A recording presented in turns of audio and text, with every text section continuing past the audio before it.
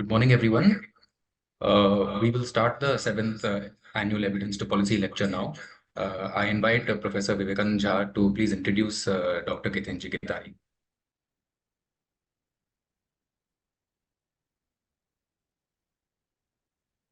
Thanks, Ravitesh. And hello, my dear friends. My name is Vivek Jha. I'm the Executive Director of the George Institute, India. And on behalf of the George Institute family globally, it is my pleasure to welcome you all to the 2024 edition of this annual George Institute Evidence to Policy lecture.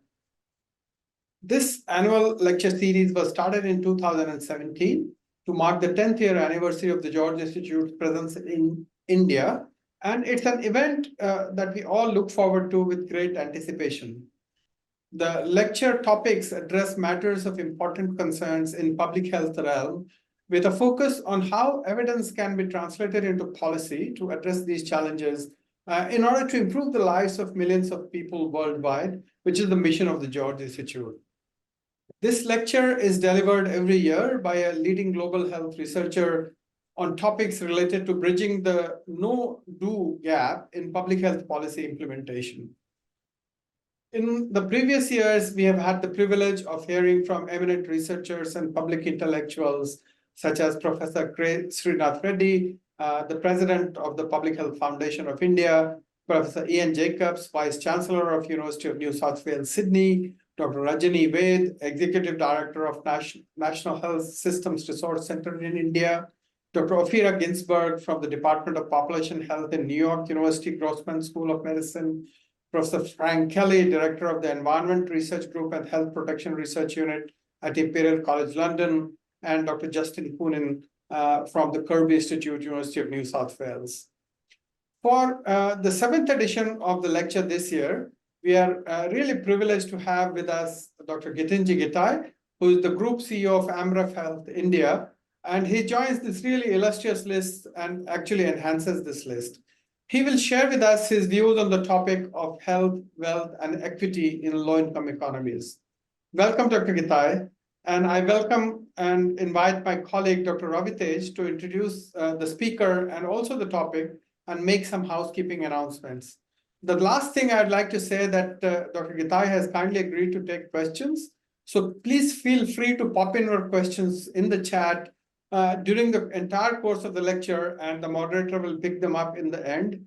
Or if you are able to raise your hand, someone from the team will let you in, and then you can speak up. Over to you, Ravitesh. Thank you, Professor Jha, for giving us a background of the E2P lecture series, as well as welcoming Dr. Ketanji Gittai. As you mentioned, policy and research are intertwined, and translating evidence collected through research into actionable policy is imperative if research is to be meaningful. So thank you very much, Dr. Gittai. We deeply appreciate you giving us your valuable time. The audience for this lecture primarily consists of researchers from TGI as well as other professionals in the public health space. Dr. Gittai will speak on the topic of health, wealth, and equity in low-income economies. He is the Group CEO of AmRef Health Africa, which is the largest health development international NGO headquartered in Africa, which delivers health access to more than 20 million people in over 35 countries. Dr. Gittai is renowned as a leader on the global and regional front with notable achievements. He is a vocal advocate for pro-poor universal health coverage and leads the largest thought leadership convening on the African health agenda. Other than his engagement as Group CEO of AmRef Health Africa, Dr. Gittai also co-chairs the global UHC 2030 movement. He serves on the Commission on Africa's COVID-19 response. He serves as a member of the governing board of Africa's Center for Disease Control. He was recently appointed to the board of the Coalition for Epidemic Preparedness Innovations, or CEPI. He also serves on the board of the Standard Group in Kenya, and he serves on the board of trustees of Safaricom Foundation. His expertise and insights in advocating for universal health coverage in low-income countries, where inequities in health coverage and wealth distribution are pervasive, can indeed provide valuable insights in the LMIC context. Before we move on to the lecture, as Dr. Jha has also mentioned, that we welcome all questions. And although we have allocated 15 minutes of it at the end, please feel free to type in your questions in the chat box, and we will be happy to take them. On this note, I hand it over to Dr. Gitai. Yeah. Please, Dr. Gitai, over to you. You are on mute, Dr. Gitai. Sorry if you could. Okay, can you hear me now? Yes, we can, indeed. Good. Thank you. Thank you very much. And for those very kind words of introduction. I hear the list of the speakers you've had in the past, and obviously that gives me great pleasure, but also great pressure as well to deliver on this. So let me go straight to a quick conversation, introduce AMREF, because I think that's important for the context. But in addition, share some of my thoughts on knowledge translation into practice. I think recently there was a conversation that was going on, and a very good friend of mine and a colleague who is called Dr. Catherine Chomohangi, who leads or runs Africa Population Health Research, APHRC, made a presentation that said that evidence takes 17 years to be converted to policy and action, 17. And she was calling upon people to reduce this to at least from 17 years to 4, because nobody has 17 years to wait. And I think that is the background of this presentation, to say that we want to see that the knowledge and evidence that we have, not only generated by ourselves, but by other people, actually leads to healthier lives, wealthier communities that are equitable. So I have kind of therefore just put a few things together to initiate the conversation, but I would like to hear a lot more from all the scholars, researchers, and policymakers and leaders who may be on this call. So the first thing I want to say is just introduce the organization that I work for. I have been Group CEO for AMREF Health Africa for 9 years now, so I've been here for some time. This is AMREF Health Africa. We are based in Nairobi, Kenya, as our global headquarters. So we are one of those very few organizations, international organizations, that's actually based in the Global South, founded in the Global South, and has been working with government partnerships across the continent in the Global South. So that is the setup. And therefore, if you look at this map, you will see the countries in which we work. All the countries in Africa that are in red or black are countries where we are present. The countries that are in black are countries where we have permanent offices, staff, leadership, or country director or country managers. And then we reach out to these other countries that are in red through local partnerships, maybe project bases, but those are the countries that we are working in. So you can see that we are largely in sub-Saharan Africa, and it's by choice that we are focused on the continent of Africa. The next thing to say is that within Kenya, where we were founded and we have grown, we also have other entities which are owned by AMREF Health Africa. And one of them is AMREF Health Innovations, where we do most of our mobile innovations for health delivery. We have AMREF International University, also based here, but it has students from across the continent. And we also have AMREF Flying Doctors, which is actually the legacy department of AMREF Health Africa. AMREF Health Africa started in 1957 and started off as an AMREF Flying Doctors. And AMREF then was Africa Medical Research Foundation. But then we stopped using the acronym, so now it's just AMREF.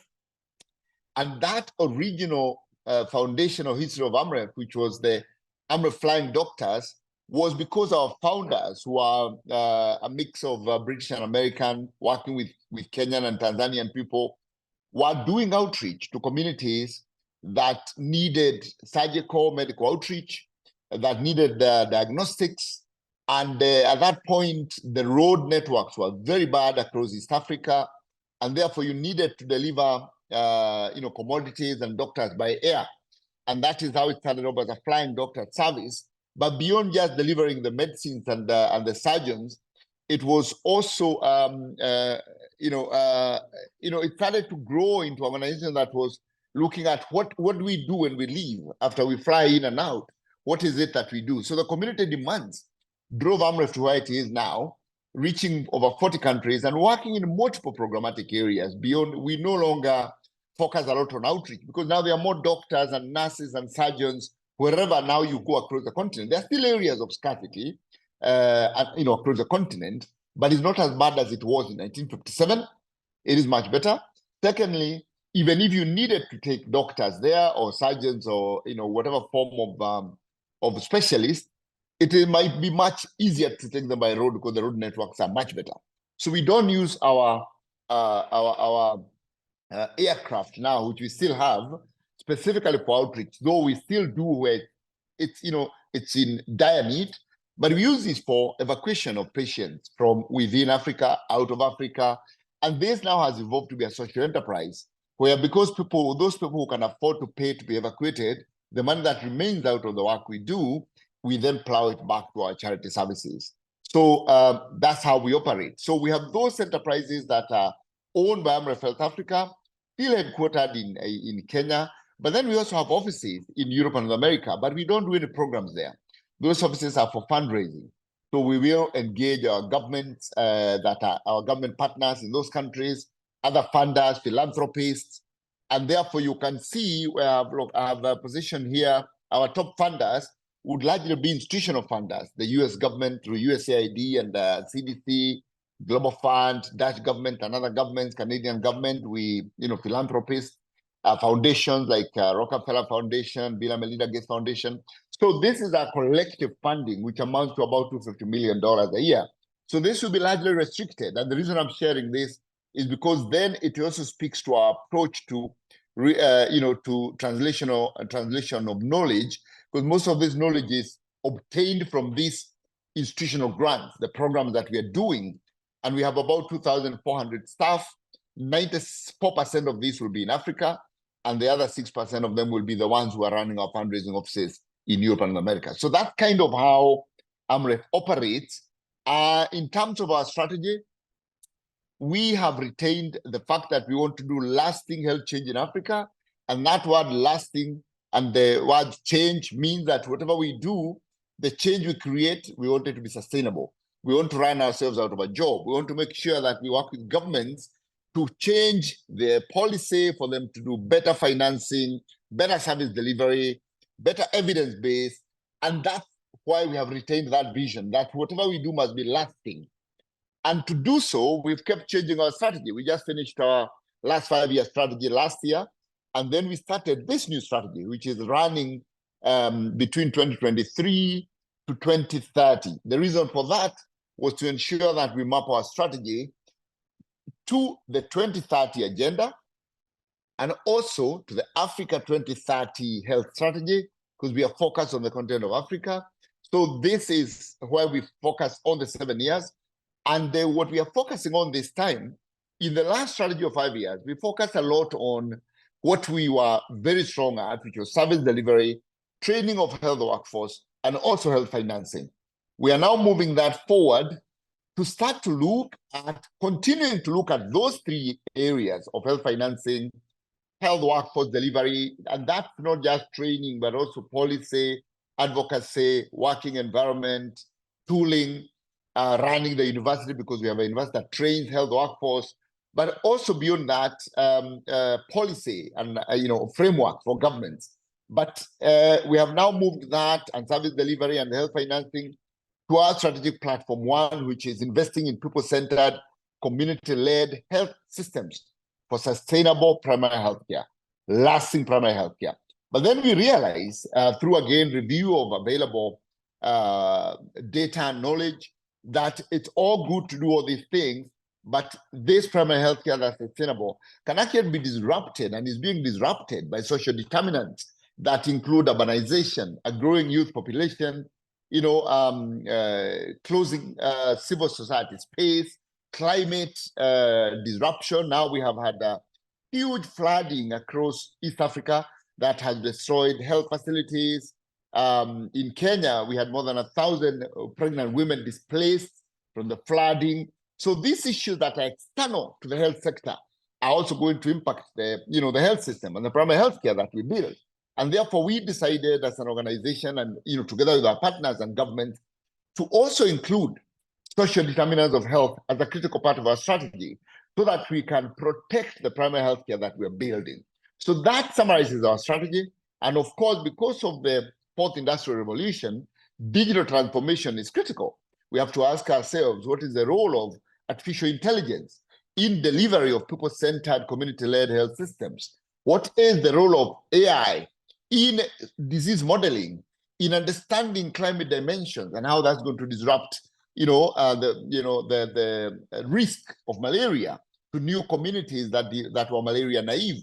How do we actually start to have early warning signs? And what's the role of digital transformation in that? So that digital transformation underlies this strategy of trying to ensure that we catalyze community-led and people-centered primary healthcare.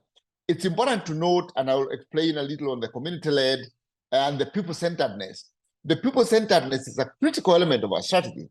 Many of you will know that during the COVID pandemic, Africa and indeed India and everywhere across the world, we were engaged in a huge effort of vaccinating people. And here in Africa, we found out that because our health system is not people-centered, the COVID vaccination was affected by being off-tune with people's lives. And we had COVID vaccinations going on in hospital facilities, not happening in pharmacies where people visit often, and the hospital facilities that open at 10 a.m. and close at 4 p.m., and where routine vaccination only happens during the day, doesn't happen over the weekend. And therefore, people who are busy in their lives, who had to go and earn a living, had to stop earning a living so that they could attend COVID vaccination in the facility that's only open during the day when they need to be working, and not open over the weekend when they have time and they can take their families.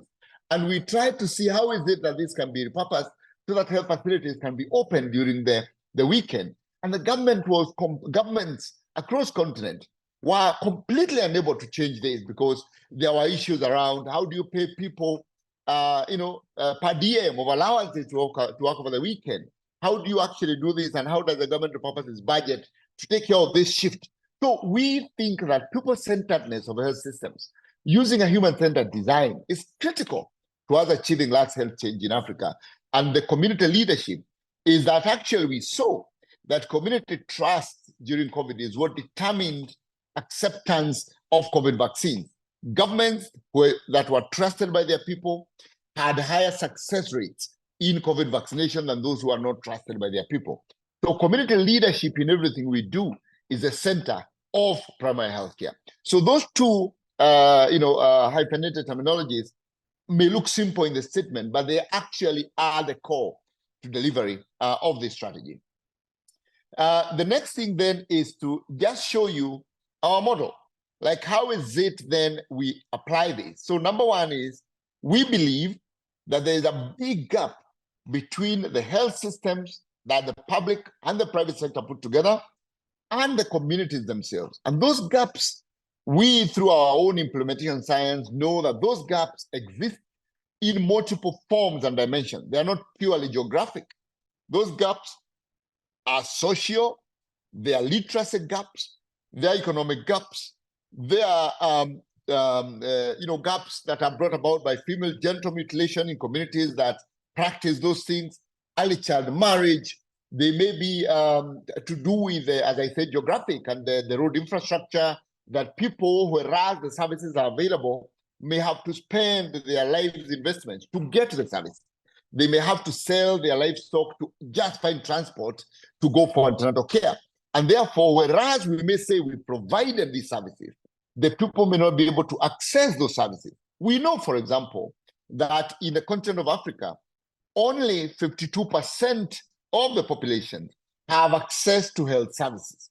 And when you ask why is it they don't have access to health services, it is because not only of inaccessibility of the health services, but it's also about the fact that these services are out of reach, or they're out of reach financially, they're out of reach geographically. So this gap that exists between communities and the health system is what we aim to close. And I have this short video, and I hope it will be able to, I'll be able to run it, and I hope you're here. So I'll stop sharing so that I can probably make sure that the sound is also heard. So give me 1 minute, I'll stop share, I'll share again, and make sure that I have sound connected in the sharing. Yes, optimize, share the sound. So let me now try and play this video, and if you don't hear, just let me know, and I'll do this again.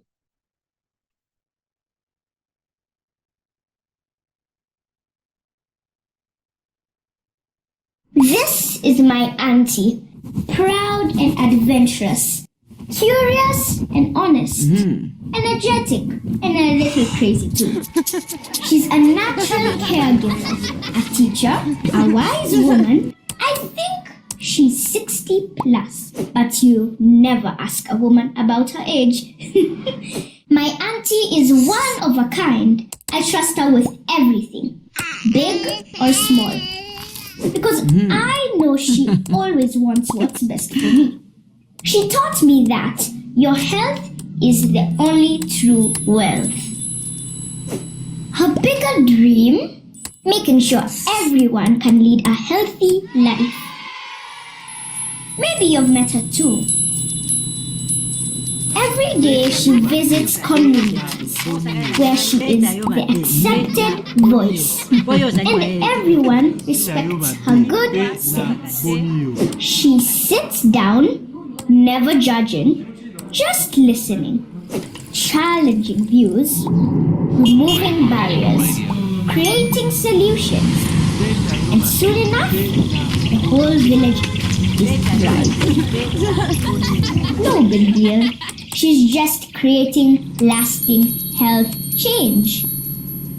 When I think of it, my auntie's pretty amazing. She transforms my community, heals my country, and makes our continent blossom. Did I tell you I have a lot of aunties? They're all AMREF. Want to be like them? Join us.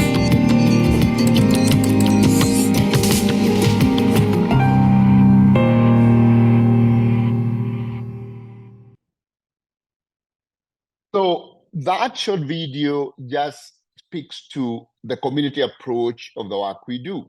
And that community approach has grown from the demand of the community that actually we build community up. But remember, there's something I said, that our funding is institutional. And therefore, that is already a challenge that we are aware of. And many people, including the George Institute and others who are funded by institutional donors, will know that actually the funding does not always align to this model. So we always have to listen to communities. We always have to try and realign our donors from what we know to make sure that the objectives of every program that we invest in, every donor funding that we receive is aligned to this model, that the community is actually the foundation for health and wealth. But that doesn't always happen. So I must state right at the beginning here that this model does not always align with our funding, and that's a global health problem that we are talking about, especially in now that we are actually advocating for a change in the future of global health initiatives. And the future of global health initiatives is the future of development finance to ensure it is aligned to community needs and is not only aligned to the funders' objectives. So that is already a limitation of our approach. And I'm sure that the George Institute actually recognizes this because you also do receive institutional funding. So let me then move on to this, to just now move on to available evidence and what I think we should do and should be done by governments for them to deliver lasting health change in Africa. I did this opinion piece just recently, so it's available online. And I had argued that Africa cannot afford healthcare, but can finance health. I have now scratched Africa and put low-income countries, cannot afford healthcare, but can finance health.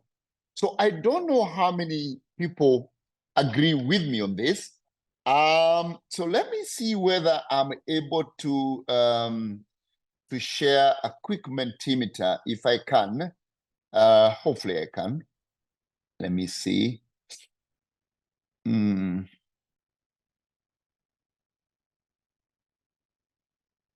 Just give me one moment to try and do that.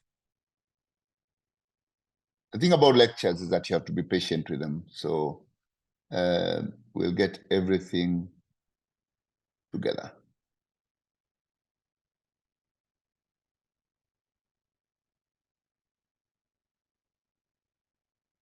I think it's here. Let me see.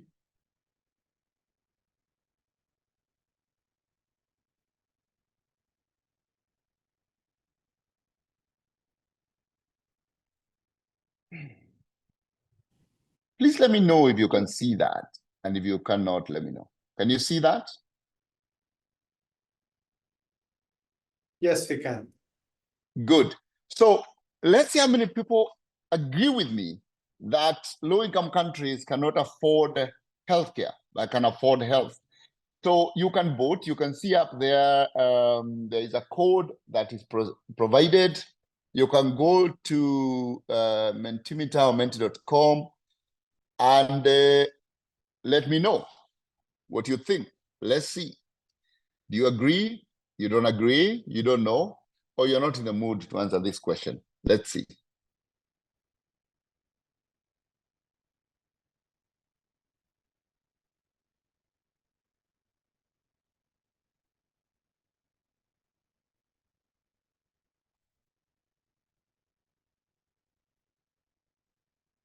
After we finish this, we'll go through kind of a thought process, and then we see what conclusion we come up with. So I'll give this another 2 minutes. We only have 14 people. I know we have a huge number who are attending. So 14 is probably just shy of 20%.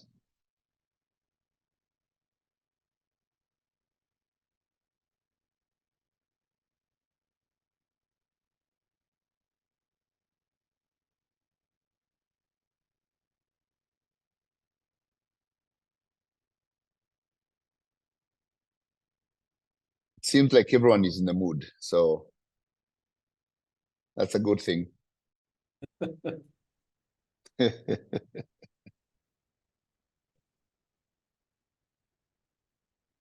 Is the question LICs can afford health financing? Is that the question is as it is stated? Low-income countries cannot afford health care, but can afford health. We'll explain that shortly.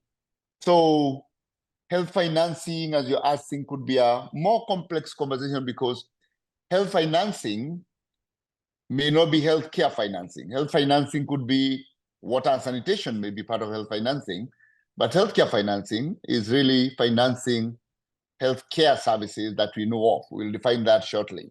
So it's basically healthcare where you're taking care of the sick versus building health itself. That I think that is a question from Suruchi, and I think that's an important question because then we'll go into what I think the difference between these two is. So I think we can stop there. We are about 24 people who've answered.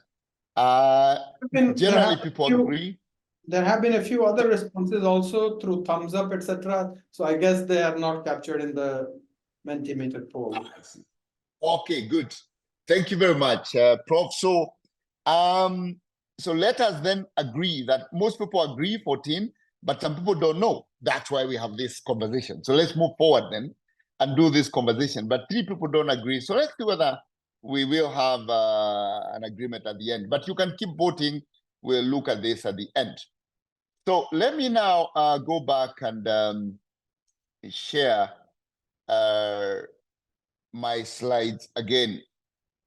Yeah, so there we are. So,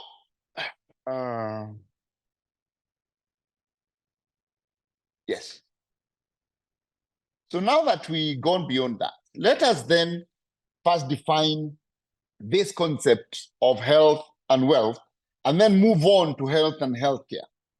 The first thing that I want to present to you is this chart, which is adapted from the Lancet Commission Global Health 2035, a world converging within a generation. Basically, what this says is that there is a very clear link between wealth and health. And what I've titled up there is to say, healthy kids learn and healthy adults earn. Meaning that if you want to build human capital, which is based on education and health, as defined by the World Bank Human Capital Index, then you must have healthy kids who go to school, and they should be able to go to school consistently for as many years as possible, probably 14 years. In Africa, many countries achieve 6 to 7 years. And I'm sure, there are also challenges in Asia and India specifically. And also, and some of these challenges are because the kids are not healthy. Other than affordability is because, girls had to drop out of school because they didn't have adequate menstrual hygiene. Girls get pregnant early and therefore they drop out of school, which is a health issue because of provision of sexual health and rights and reproductive commodities. Health, boys and girls who drop out of school because of diarrhea and malaria. So when you don't have healthy kids, then you end up also having suboptimal education. Then for adults, it's only healthy adults who are productive. If people have to drop out or they have high morbidity because of NCDs, then they're always out of work, chronic headaches, arthritis, cancer, hypertension, diabetes, and therefore you don't have productive adults. Therefore, the foundation of wealth is health in both ways of health and education itself. And I've just highlighted 2 areas. Number one, on the lower left side, increased school attendance and cognitive capacity come from health, child health and nutrition, and increased adolescent health. On the other side, large labor force from increased survival and later retirement comes from increased adult health and nutrition, and that's what leads to increased ratio of workers and dependents. So, and when you look at this chart, then you can see that eventually you have increased labor productivity, higher GDP. So without health, you are not going to have, and wealth. You're not going to have wealth. So I just wanted to define that first, it's about health. And the health doesn't mean healthcare. And that health is about many things to all people. So let me just come to that concept of health and healthcare. What is health? Health is generally happiness, good diet, sleep, water, exercise, a state of absolute physical, mental, and social well-being. It is not having disease. Health is that comprehensive well-being. Healthcare are the things we do to try and get people back to health. It's the organized provision of medical care to individuals or a community. It is the primary care, meaning that when you have a headache, you have a cough, a woman is pregnant, a child has a fever, they go to their first point of contact. That could be a nurse, a dentist, a community health worker, a GP. That's primary care to say, I have this cough, what do you think? And we say 80% of our health care needs can be sorted out at that primary care level, which is the first point of contact. And that's where we say that actually is the best investment for health care and for getting people back to health. It can be secondary care, tertiary care, and the higher you go, the more expensive it becomes. And also the higher you go, the more trust levels drop. The higher you go, the more expensive it becomes. Because as you can see, secondary care now, you have specialists. Tertiary care, you have more complicated care. So back to the question that was asked earlier by Suruchi, is that we need to understand this distinction first, so that then we can answer the question whether low-income countries can afford health care and why they shouldn't focus on health. So that was important. And this is the relationship between health and healthcare. That on the upper side, you have people who are born healthy. Preconception pregnancy is a completely healthy activity expected out of, just being who we are. 85 to 90% newborns born healthy. This can differ, different cohorts, population cohorts, but generally you're saying up to 90% of the people are born healthy and they live on optimal, they should live through optimal health. But we need health care because people will occasionally get sick, and therefore you need to diagnose them, you need to treat them, and then you need to take them back to optimal health. So health care is needed, it's inevitable for you to sustain health. So when you understand this complex, then you now get the question I was raising about, can we afford health care or should we focus on health? Because health care, as I showed before, this primary, secondary, and tertiary care is costly. But how costly is health? And how and where is which of the two is cheaper to do? Of course, for you to provide health care, you need to provide social security, because when people get sick, they may not be necessarily prepared. And this is the concept of universal health coverage. That when you have universal health coverage, and this is why we don't call it universal health care coverage. This is why I raise this question and ask, is it universal health coverage or is it universal health care coverage? Actually, this debate is a lot, because ideally, what governments consider UHC is universal health care coverage. But when you look at all the UHC documents, including the high-level declarations by the UN, we talk about universal health coverage. We talk about access to health, to clean water, access to sanitation, access to nutrition, access to all those things. But when governments are counting their investment on UHC, they actually count health care costs, which is back to that question of health financing. That's what governments are looking at. But ideally, we should be focusing on universal health coverage, which is beyond healthcare. So when we then get back here now, let's move forward and say, how is it that we are looking to achieve this health care coverage as opposed to health coverage? So this is the typical cube you find when you're discussing UHC. And we say that for you to have coverage of everybody, whether it's health or healthcare, you must make sure that on this lower dimension, 100% of the population is accessing whether it's health or healthcare you are defining in your own country. That means that they are accessing, on the other dimension down here, quality services. And those services, again, the country can define. Do we include water and sanitation, or are we only talking about services for, for healthcare? The fact that somebody with cancer can get treatment, somebody with hypertension can get drugs, somebody with diabetes can get drugs.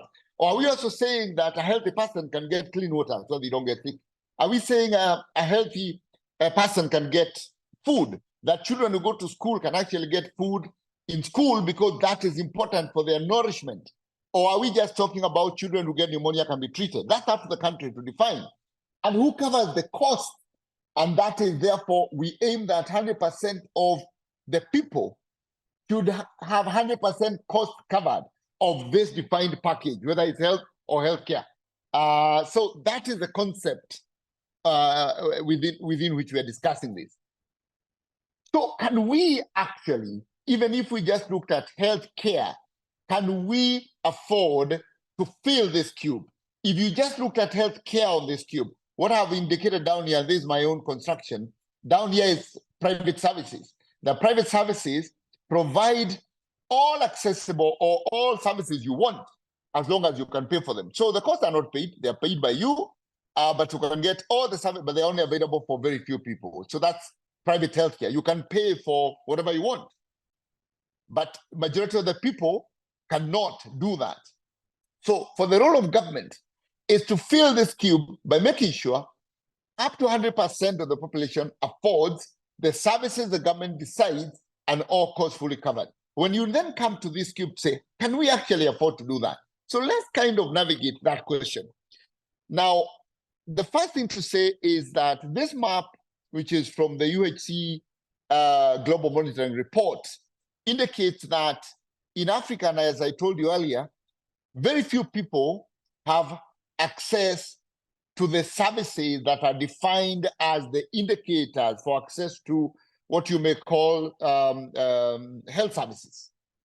So the index that is developed by WHO to check on access to health services covers these 4 areas: reproductive, maternal, and child health. And these are not all the services, these are just proxy indicators. Infectious diseases, non-communicable diseases, service capacity and access. You will find, if you dig deep the report, that infectious diseases, because of Global Fund, HIV, TB, malaria, the investment put in Global Fund, have the best access index because they are available, they are funded through Global Fund, they're available. The next one is reproductive, maternal, and child health, because largely family planning is part of the direct access to health direct assistance to health, vaccination through Gavi, but you will find that access to non-communicable diseases is very minimal because people have to pay for those out of their own pockets. And that also is the same for service capacity access, hospitals, health workforce, because governments have to pay for these themselves. But when you look at this and you compound them into an index, you will find that the average population in Africa with access to health services is 44%, meaning that 56% of people in Africa do not have access to this package of services. You know, countries like Kenya, probably low middle income countries, a little higher. But I'll show you something, the numbers have indicated in red, that whereas Kenya had 53% access as determined by WHO using this specific index, Tanzania had 43%, Uganda 49%, Rwanda 49%, Ethiopia 35%. You will see that for the countries like Kenya and Uganda, where access is higher, it is at the cost of people's pockets. The $13 is average out-of-pocket per person in that country. So the countries that have a higher out-of-pocket expenditure have a higher access, meaning that the access is at the cost of household income. And that's important to look at because I'll show you a chart or two after this. And please, for those monitoring time, please give me a warning on the chart when so that I don't speak for too long. Now, if you look at the chart I put on the other corner, this chart is saying that if you look at just general government health expenditure, this is not private out of pocket. This is how much government puts out of its taxes per capita for health. High income countries, up to $4,000 of public money, of tax money is put into health. Low income countries, $8. Low middle income, 26. I'll show you my own calculation if you use the principles of health financing shortly. But this basically says that low-income countries are putting $8, high-income countries are putting $4,000. Let me remind you, based on the conversation earlier, that this amount is based on health care, not health. So the money for water and sanitation, public health is not here. This is the money used for primary, secondary, and tertiary care only. And that is what is indicated there, not public sanitation. So let me also make the point that, and this is a report by yourself, the George Institute. So you recognize the report of paying the price. This was a report you did together with the NCD Alliance on who is paying the cost for NCDs, which I've just shown you. It is the people who are paying the cost for NCDs because they are not being funded. And let me show you what that looks like and who is paying for healthcare. Now, the chart on your left, if that's how you're facing this, or the first chart, is extracted out of all cost total health spending. Healthcare spending, I would like to correct. Healthcare spending per person, which is a trend from 95 to 2050. Now, if you look at this data, it says that the top line here is World Bank high-income countries. They have been growing significantly in terms of how much they are putting in all cost total health spending per capita. And you can see they have actually been growing significantly up to 2020. The peak there is COVID. The rest of it is actually a forecast of how it's intending to go up to 2050. So, but you can look at the actual, which is the first part of this chart, and you can see that because that's the high-income countries. Globally, it is, of course, pulled down by low-income countries. And you can see where the low-income countries are, almost negligible. Those are the $8 we're talking about, right at the bottom. Whereas high-income countries are rising even beyond almost $6,000. In the US, for example, they spend $5,000 per person per year. That is government tax money. Total expenditure is $10,000 because the $10,000 includes out-of-pocket expenditure by people who are accessing very expensive care. It's the most inefficient health financing in any country. But in low income, we're talking $8. But let me now extract, if you look at low income countries right at the bottom, the chart to your right is saying the same, all costs, but now out-of-pocket spending that is done by households. You will see now low income countries come to the top. it is the low-income countries that are actually spending, as a percentage of total spending, low-income households are spending between 40 and 60% of the healthcare spending in the country. Up to 60%, 46% is coming from households. But when you look at high-income countries, it is actually the low one down there, which is less than 20%. So high-income countries,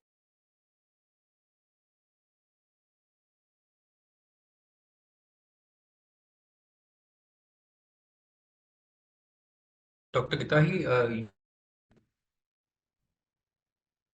I think your other device, that is your phone, it's not picking up your voice. sorry, you can't hear me? Yeah, now we can tell you. Now it's fine. Oh, okay, sorry. Thank you very much. And thanks for that. Please keep doing that in case I disappear. Yes.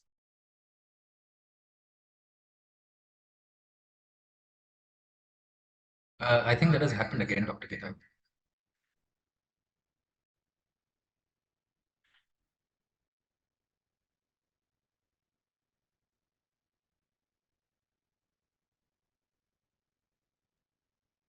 Can you hear me now? Yes, now you're audible. Thank you very much. Sorry about that. So governments in low-income countries are not affording care, and therefore the people are paying for it. Somebody has asked here, it's Prasad who's asked, does this $8 include out-of-pocket? No, the $8 is actually general government expenditure only. Now, out of that government expenditure of $8, you can see from this chart that people, that accounts for only maybe 40% of the total health spending. The rest of it, which is probably now you can multiply the 8 or so, is actually coming out of people's pockets. So the 8 is only general government expenditure. So let's move on then.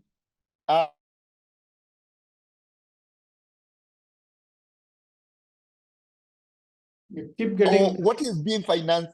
Am I off again? You're Yes, back. You were off for a few seconds. Okay, that should not be happening. Really sorry. We are having a problem of internet in East Africa. There was a problem with the cable, so I hope we can keep going. Let me probably try and use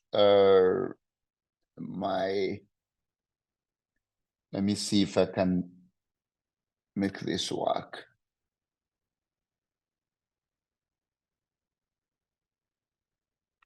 Okay, I'll try the laptop sound and let me know that you can hear me.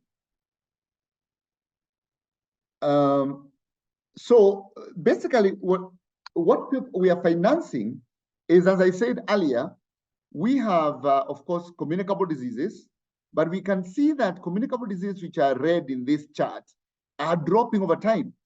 It's HIV, TB, malaria, those are the ones that are funded. But when you look at what is actually rising into the future, it is non-communicable diseases, which are not being funded.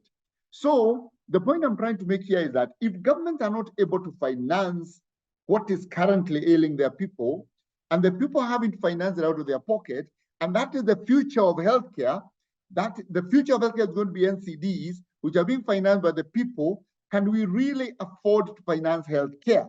And if we cannot, what do we do? And I see, when I see the questions, I'll keep trying to answer as many as possible as we go along. I see a question from Amit. So is total expenditure in LIC only 20, of which 40% is by government, 60% OP? If so, is it because healthcare needs are simply not being met? Yes, there is very low funding, and I'll show you why. There's very little funding for healthcare by governments in low-income countries.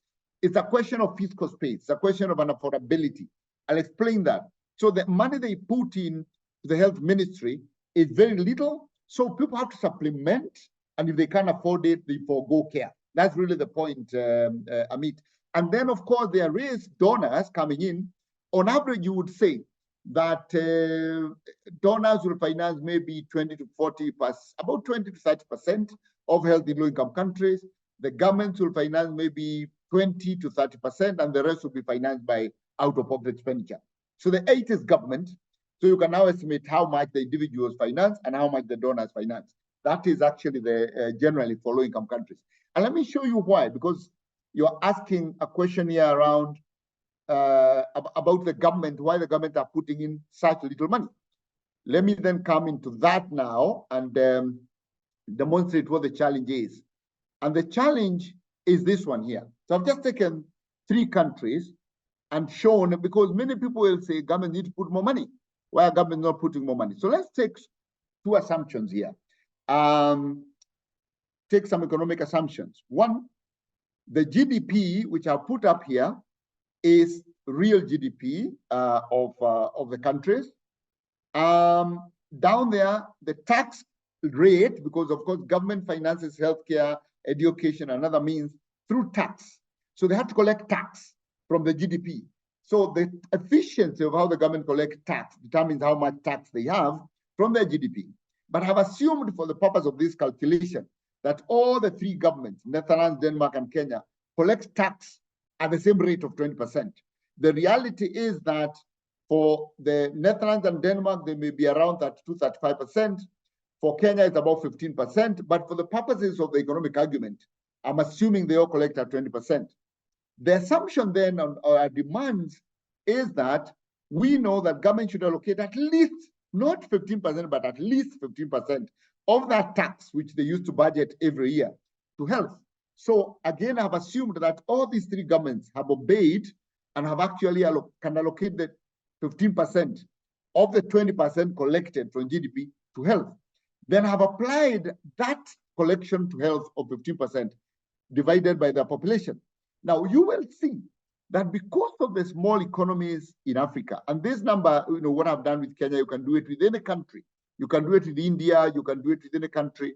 You will see that the governments, even at a higher tax efficiency, which is untrue, even at a higher allocation of 15%, which they don't, they are allocating 7 to 11%, they would end up with $66. In reality, they are doing about 40. Netherlands would end up with $1,500. In reality, they are doing 4,000. Denmark would end up with 4,000. Basically, I'm telling you that it's not about government refusing to allocate. So the $8 or the $20 is not because governments have refused to put money into health. The fiscal space is very low. The economies are small. The populations are high. So this means that if you are to now want to finance healthcare, primary, secondary, and tertiary, in a low-income country, and Kenya, by the way, is, ladies and gentlemen, is a low, middle-income country. So it's even better off than Malawi and Chad and DR Congo and others. So if governments wanted finance, they will need to raise the amount of money they're using for healthcare from the $39 or $66 to about $2,000. That will take decades and decades, probably centuries, because the economies are small and takes very long to change the architecture of an economy so that you can actually raise the fiscal space, improve tax efficiency, and increase GDP. Number 2 is population growth.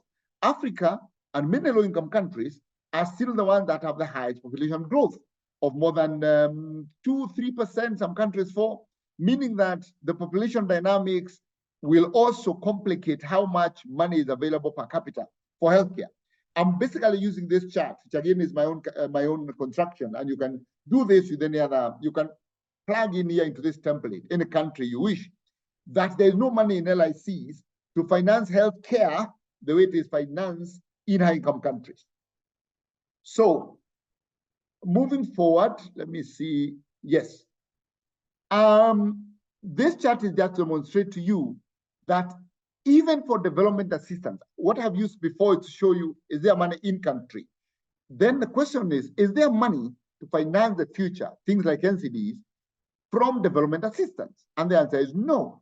Because if I ask you to spot, this is money, this is development assistance for health over the years, from 1990 to 2020, rising 21, 22, there's a big peak there because of COVID.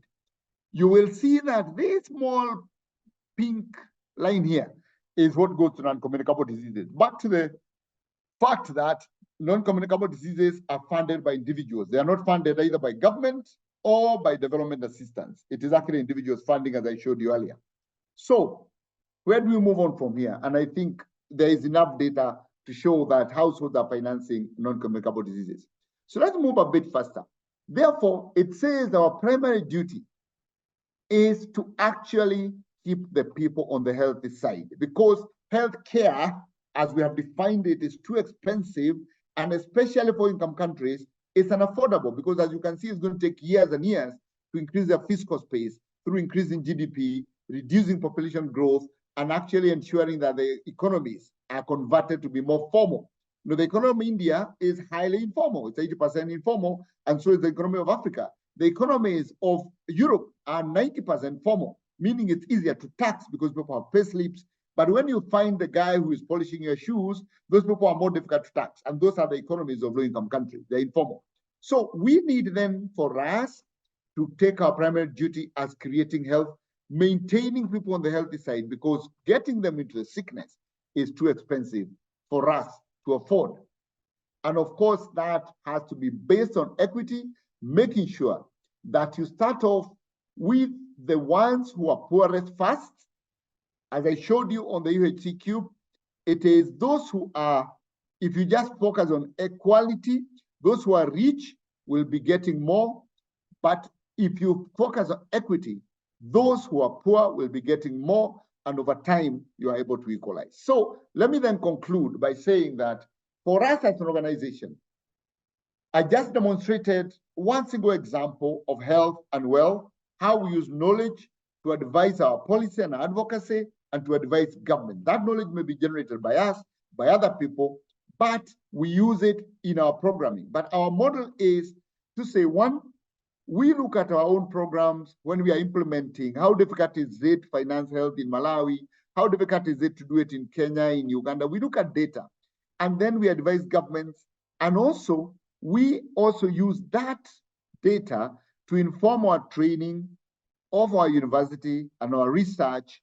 And then we have a conference we do every 2 years, which is called Africa Health Agenda International Conference. We used to call it AMREF Health Africa International Conference. We changed it to Africa Health Agenda International Conference, happens every 2 years. And that we use that platform. We get about 3,000 delegates. We host it on African soil in a low-income country. We bring in governments, communities, private sector, everybody together. We invite people from across the world, but it's hosted on African soil, about 3,000 delegates. And then we discuss all this information we have, the information other people have, and then we position this for policy, for advocacy for policy change in the rooms around the conference. And that conference, the next one is happening in March 2025 in Kigali. The last one was last year, 2023. The next one is 2025 in Kigali. And I invite you all to come, share all your knowledge, bring it forth so that we can then inform policy change for governments. I want to thank you all and say, seek ye the kingdom of health, for healthcare is unavoidable and an affordable cost. And this is reference to a Lancet Commission report that was done on the future health in sub-Saharan Africa, which actually places investing in health, places improving health and nutrition at the center, increasing access to education, creating an educated young workforce as the pathway to the future of health in sub-Saharan Africa. And you can see there, it's not about medicines, it's not about specialists, it's about actually health and nutrition and educated communities as the pathway to health in Africa. Thank you very much. And I hope now many more agree with me that we cannot afford healthcare, but we can afford health. Thank you, and over to you.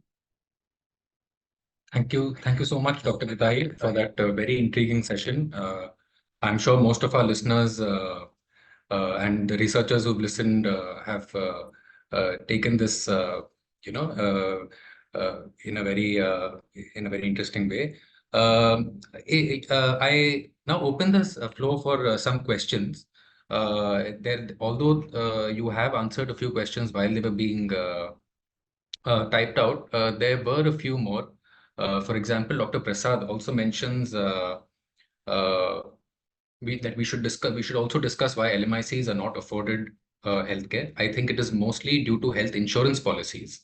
UHC also implies that governments are responsible to provide free quality healthcare, not impose health insurance, which increases many folds, which increases the cost many folds, making healthcare affordable. I think you have touched upon some points in this, but also about health insurance. If you could shed some light on that as well, how it affects out-of-pocket expenditure. You're muted, sir. Yes, thank you. I avoided a conversation on health insurance because health insurance is not health financing. Health insurance is a tool for health financing, is a tool for healthcare financing. Now, and health insurance is saying that we need money for ensuring people have access to the health packages that they need.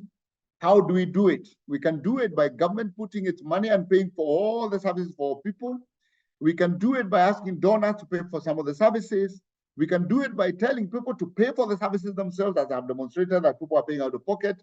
Or we can do it by saying, why don't we actually get together and pool some money so that instead of you paying when you need, put it here so that then we can pay for it. That's health insurance. So health insurance is just a tool, not an app. And health insurance, if there's no money in a country, the health insurance will also not have money because health insurance doesn't source money from anywhere else. It sources money from the tax I talked about. And so, for some governments give health insurance to poor people, so they pay it out of the taxes, or it comes from out-of-pocket expenditure, which people are told to put into tax. So the same money, whether it's out-of-pocket, donor, or government, is what is put into a tool called insurance. It's not separate from the conversations around health financing or healthcare financing. Thank you, Dr. Kitai. I encourage all participants to ask questions if they have to. You can just, I can unmute you in case necessary. There's one question answers. Okay. Yeah, so Amit asked, so is total expenditure in low-income countries only 20%? I think this was in reference to one of your previous slides, of which 40% is by government and 60% is out of pocket. If so, is it because healthcare needs are simply not being met? Please clarify. So that question was already answered, Ravitej. I think the other question that we have in the question answer pane is really a good one. And an anonymous attendee asks, if you could describe an example where you persuaded a government to revise their healthcare provision and learnings of your team in this respect, because eventually this is the Evidence2Policy that we are talking about. Yeah, so let me just describe this. We have many cases of this one.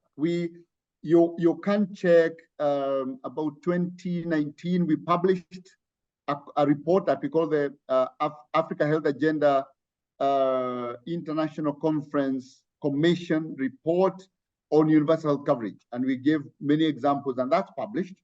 But let me just give an example of Kenya, where we worked with the government to ensure that universal health coverage was responsive to equity. So we did a study and looked across and worked with communities to actually look at who were living, who could not afford to pay their premiums for National Health Insurance Fund.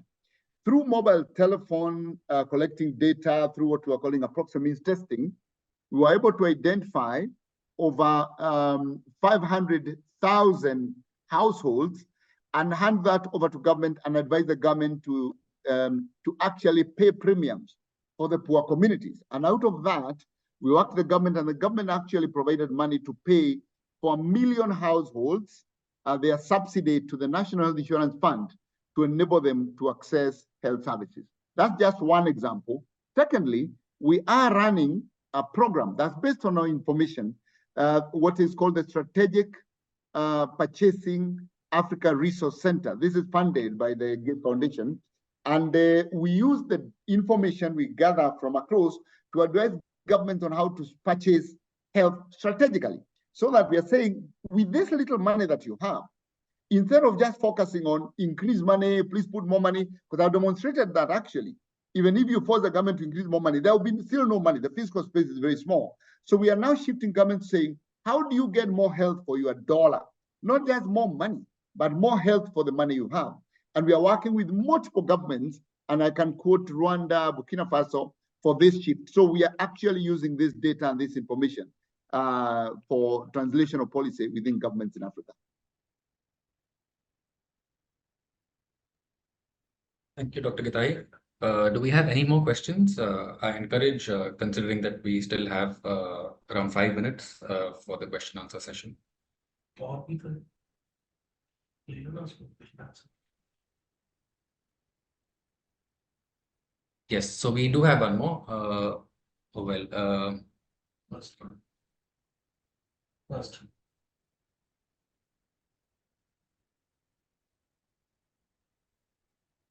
I think there is one more question. Yes, yes. I'm just trying to open the Q&A box, which is just taking some time for me. Let me just read it for you, Yes. if you don't mind. Dr. Deviki Nambiar from the George Institute asks, what is your sense, Dr. Gitai, of the prevalence, distribution, and or the cost of unmet need or foregone care in Kenya or the region more broadly? Let me see if I can actually demonstrate that very quickly. But it is actually very high. But let me because I had that slide, I just put it away. So allow me to demonstrate that because that's a really important question.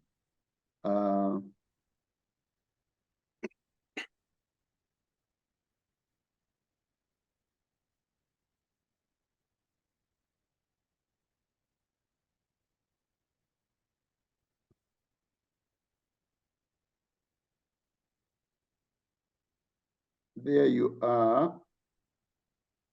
Yes, so this is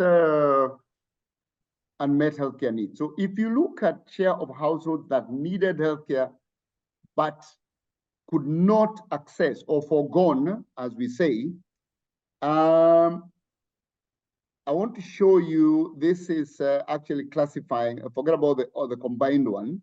If you look at low-income countries, you can see that it's 15.6% forgone care. In low middle-income countries, 17%. In upper middle-income countries, 20%. So actually, there are more people who are not accessing care the higher you go in this low middle income and upper middle income. But the most important thing is the reasons for this. Now, if you look at this was done during the COVID time, and therefore there was a question on COVID related. Maybe COVID closed down facilities, or I couldn't afford, I couldn't access. If you look at this chart, it says that if you just look at financial, you'll see that in low-income countries, 41% of the 15.6 had financial challenges that made them forgo care. In low middle income countries, even worse, like Kenya, it's about 72% because healthcare is more privatized in low middle income countries than in low income countries. That's actually the reason here. That in low middle income countries, the healthcare is more privatized, so it's more unaffordable, and somebody made a point about that here. In low income countries, you have very little private care. So you're much less private care than in low middle income countries. But you can see that financial is the biggest chunk for low middle income countries. And when you look at low income countries, supply, meaning for availability of commodities, diagnostics, is also another reason for forgone care, that those things are not available. So I hope that kind of answers your question. Answers your question there. Thank you. Thank you, Dr. Gitai. We have one more question. For India, do you think universal health coverage like UK's NHS is better, or Scandinavian style? Sorry, I This didn't is get from, that.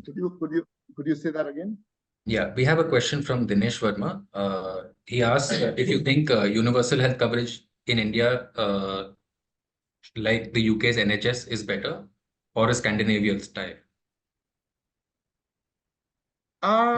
Basically, a free health coverage like UK's NHS is better. Yeah. So I actually think that many people advocate for just publicly financed free health services. So this, whether you do publicly financed taxis or you do beverage, which is more insurance led, is a method of pooling. It's deciding how to pool your money. So I think both of them depends on the country's ability to collect taxes. So in areas like where the government says will provide all services for free, we have seen that if you look at the UK itself, it has worked to a large extent, but where does that money come from? People get taxed for it, and then you provide for free. In other areas, like Netherlands and other countries, they say you pay insurance and then access the care. Now, the difference is, where do you access the care when there's insurance? Because insurance is reimbursement.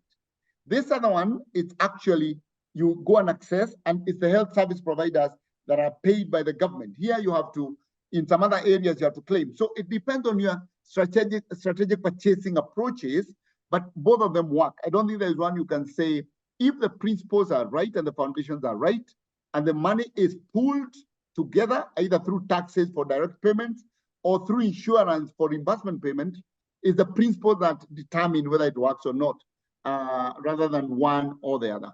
But in governments where we say health is free, especially in low-income countries, we find that there are huge hidden costs. That whereas it's free, there are no commodities. You may get the care, the services, but then you get a prescription to go and buy outside.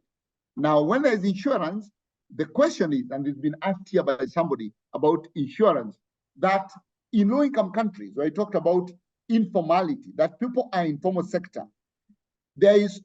governments have considered mandatory insurance, and it's very difficult to implement, and also to determine who is poor enough to be paid for by government, because the data may not be available.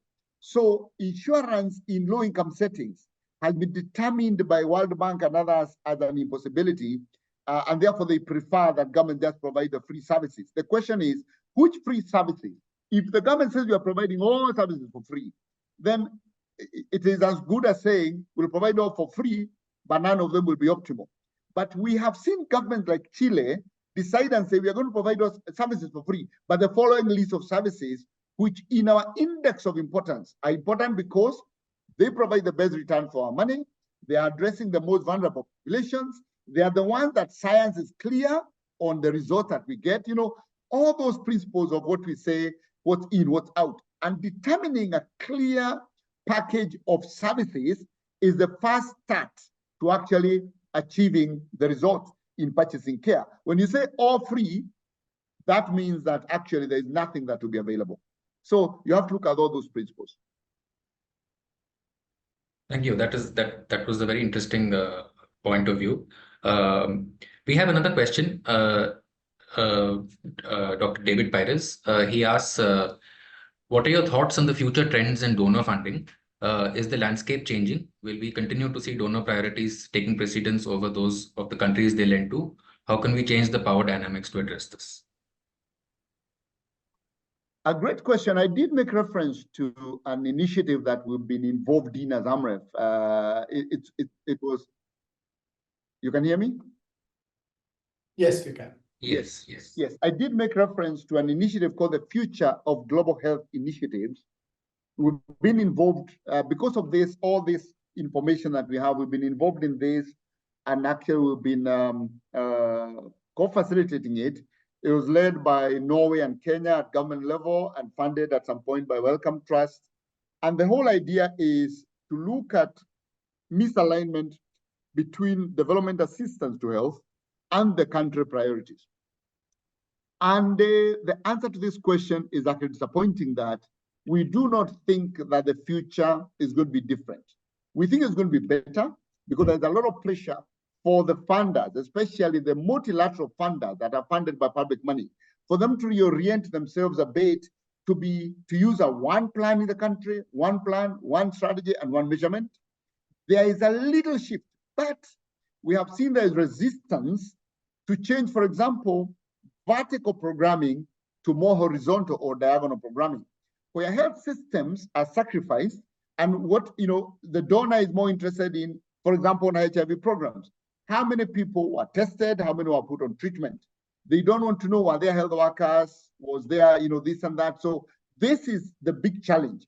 And the reason is that the accountability, because this is government money, it is money from Finland, it's money from the US, money from the UK. The accountability to the taxpayers in the US to Congress and in other areas to their parliament is based on counting specific numbers. And therefore, when you can't count those numbers, there is fear that kind of shifting the money towards more health system investments, which is what is needed, will be difficult to actually assure accountability back to their parliament. So this is the struggle we are facing. Though there is willingness to start to shift a little more diagonal, we can't see a major shift. Now, what is the future? The future is that we will see less and less of development assistance. We are seeing money shifting to defense, especially with conflict, in Ukraine, in the Middle East. We are seeing more and more money shifting to defense and less to social services. Number three, remember that most of this money, even if you look at Global Fund, Gavi, it is led by what we call the Global Health Security Agenda. The Global Health Security Agenda says that the protecting the citizens of a rich country starts by keeping diseases at bay. So the US and other governments will be more ready to finance keeping away Ebola, keeping away COVID, keeping away HIV, TB, and malaria, than they will be interested in supporting diabetes care, hypertension care, because they are not transmissible. So the global health security agenda will remain, and the money will shift to defense. So I don't think it's a very rosy outlook for development assistance for the future. Thank you, Dr. Kitahi. With this, we should be coming to the end of the lecture. It has been, I'll keep it short as we're running out of time, but it has been a very intriguing lecture from you. Just as a last parting note, as we listening to your lecture, as we know that challenges and barriers do exist, but the opportunities for improving health financing in the low-income country context is huge. On this note, I would like to thank you again, Dr. Kitahi. I'm sure the participants of this lecture have found listening to you to be deeply relevant. This session will also be broadcast on YouTube for further viewing. On behalf of all colleagues from TGI, we express our gratitude for for sharing your expertise with us on this very relevant topic. And thank you all for being present with us. We will meet again for the next one next year, which will hopefully be as engaging as this one. Thank you so much. Thank you very, very much. And I am putting in my Twitter handle so anyone can stay in touch on Twitter, or X as they call it. Thank you very, very much. Thank you. Bye-bye. Bye for now. Bye.